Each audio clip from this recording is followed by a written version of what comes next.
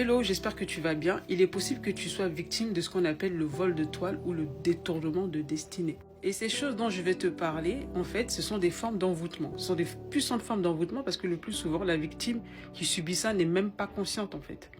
Et c'est justement ça le plus dangereux, c'est le fait d'être attaqué sans le savoir. Parce que si tu ne sais pas que tu es en train de subir quelque chose, tu peux laisser cette chose s'activer dans ta vie encore pendant très longtemps.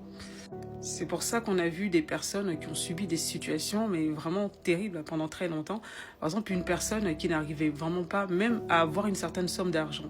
Ça veut dire que là, on t'a volé en fait ta prospérité, on t'a mis une certaine limitation. Ces gens sont limités. Il y a des gens, pour avoir même un billet de 10 000 francs CFA, c'est quasiment mission impossible. Ou pour avoir certaines sommes, c'est mission impossible. C'est parce qu'elles ont été limitées dans leurs finances. Et je ne vous parle même pas des filles qui n'arrivent pas à se marier. Elles sont belles, elles sont gentilles, elles sont adorables. Ce sont des très bonnes épouses en devenir. Mais bizarrement, aucun homme ne veut les épouser. Il y a des hommes qui rentrent dans leur vie, mais qui en sortent aussi rapidement. C'est parce que celles-là, on leur a volé la grâce du mariage. Elles avaient ça dans leur étoile, mais ça a été détourné. Et que vous dire aussi de ces personnes-là qui reçoivent beaucoup d'argent, mais ne le conservent pas. Ils reçoivent de l'argent, mais ils vivent toujours une vie de misère. Il y a toujours des problèmes. Vous savez, il y a des gens comme ça, quand ils vont recevoir de l'argent, ils vont tomber malades, ou c'est des membres de famille qui vont tomber malades. L'argent va aller dans toutes sortes de choses, et ils ne sauront même pas où est passé cet argent. Ils ne bâtiront jamais, ils ne construiront jamais rien de bon, malgré tout l'argent qu'ils ont reçu tout au long de leur vie. C'est parce que ces gens-là, on a détourné en fait leur prospérité. Ils ont l'impression de recevoir l'argent, mais cet argent va autre part, ailleurs. Spirituellement, l'argent ne va pas chez eux en fait. Ces gens-là, ils ont reçu un détournement en fait de prospérité. Leur prospérité a été totalement détournée. Voilà. Chez beaucoup de cultures, on appelle ça la main percée. Ils ont la main percée. Ouais. Et que dire aussi de ces personnes-là qui étaient excellentes à l'école. Elles étaient excellentes à l'école.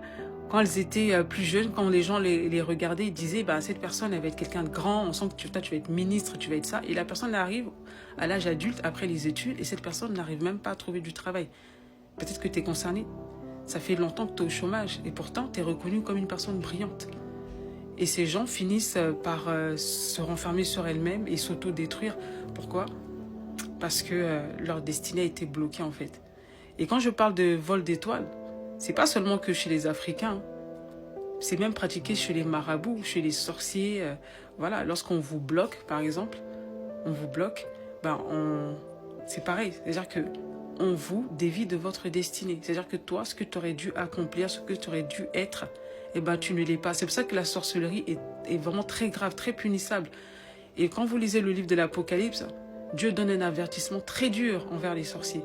Parce que ce qu'ils font, c'est vraiment très, très, très grave. Parce que Dieu donne une destinée à chacune des personnes. Tu as des dons, des caractéristiques, il y a des choses il y a des œuvres que Dieu a préparées pour toi pour que tu les accomplisses et tu en es totalement dévié à cause de ce genre de personnes-là. Voilà.